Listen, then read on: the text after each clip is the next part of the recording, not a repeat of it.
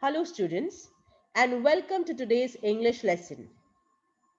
This is a poetry time, and we shall study the third poem in your textbook. There is Another Sky, poet Emily Dickinson.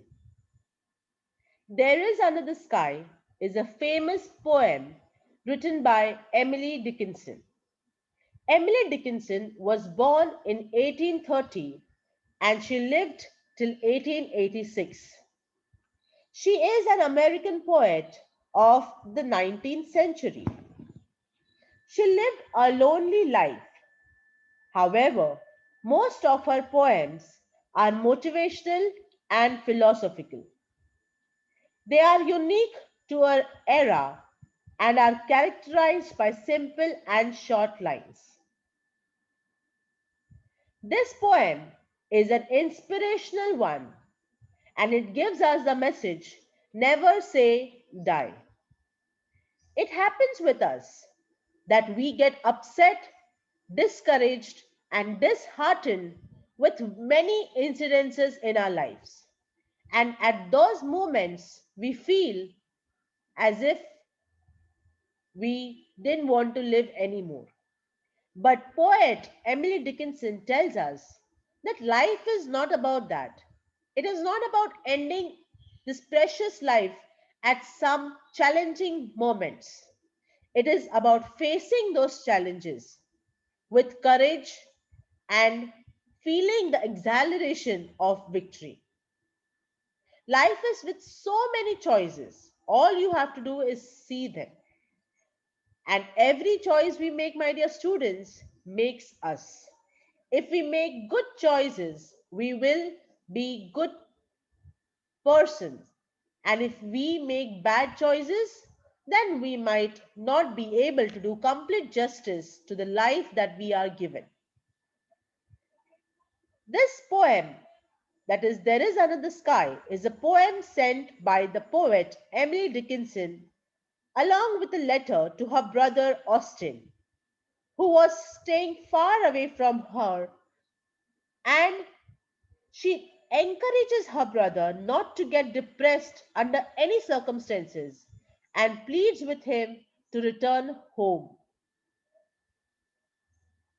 Her brother Austin, who was staying away from her in Boston, might have faced some sadness or confusion and was unable to handle it alone.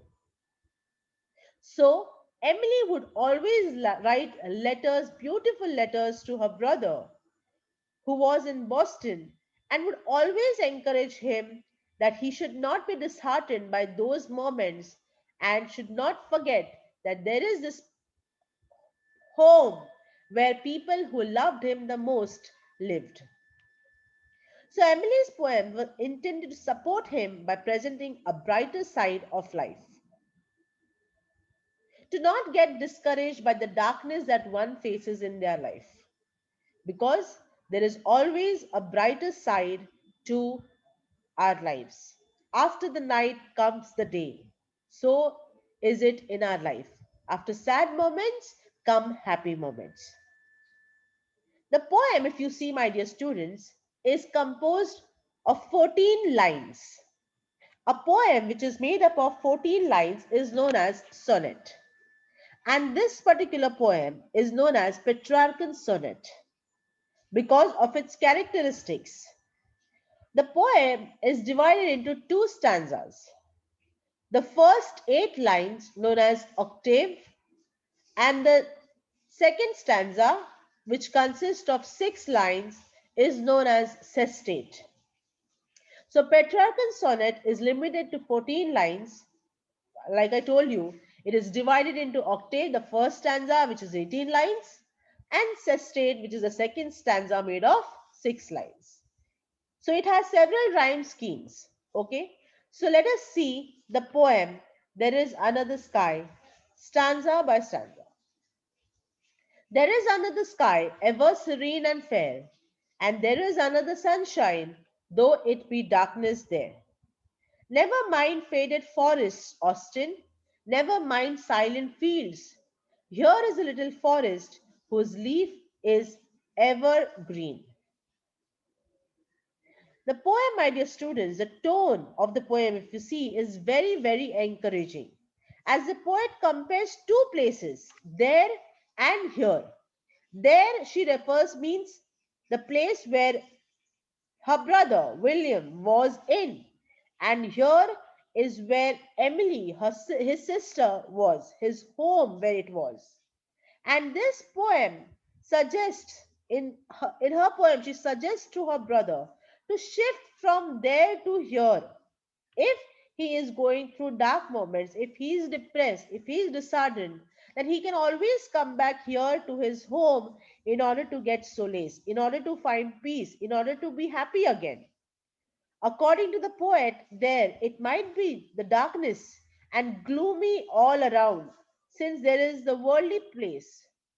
But she invites her brother to come here, which is a heavenly place with evergreen forest and unfading flowers and humming bees.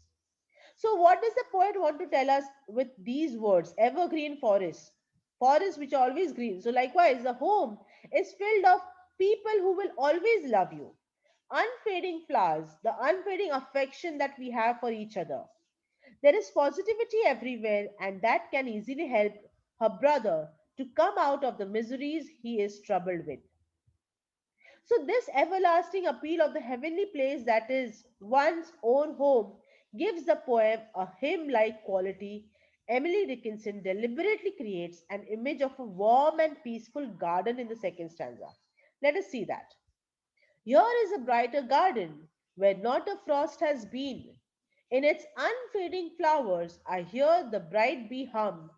Prithee, my brother, into my garden come. So, here in the second stanza, the poet tells him that there is no existing of forest that represents darkness and pain.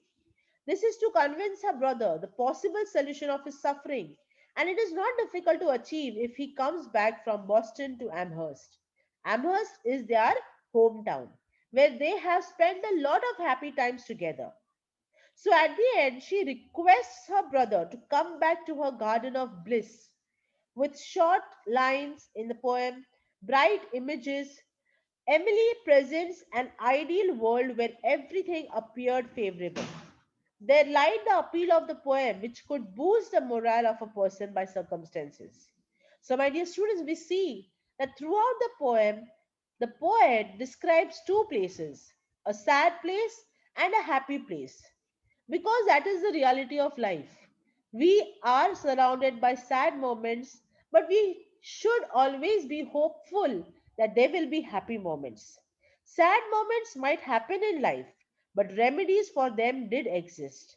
So, Emily, the loving sister, wanted to make her brother realize that with the help of this too short but beautiful poem, having an inspiring and hopeful tone, she readily invites her brother to come to her garden, and that is a clear hint that this world creates in her imagination.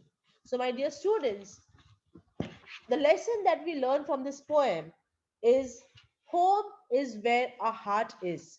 No matter wherever you are in this world, there might be happy things, there might be things which will make you happier. Maybe there are beautiful places, maybe you'll get a good job, maybe everything will be there, okay?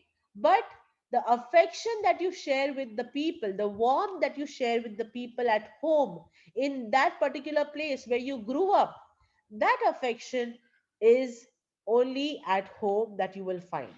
And home is a place where every person is happy to be. So we call it Home Sweet Home.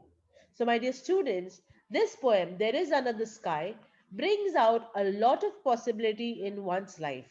The poet only wants to focus on one thing, that life is made up of possibilities. And in this poem, she addresses to her brother. But when we, as readers, when we read these poems, we get this inspirational message that we should not get, we should not get abandoned by all of these bad things or all of these bad experiences. They will take place, but we have to get up, stand on our feet, and start walking again, because this is what is called life. So, my dear students, I hope you have understood this beautiful poem in which a very good message, that is, home is where the heart is, to never get disheartened by all the sad moments, to never get depressed about all the circumstances, but to always turn to the people who love you the most in order to get encouraged and to keep moving in life. So, my dear students, I hope you have understood the poem. Please read the poem in your textbook on page number 76 and solve the brainstorming section after that.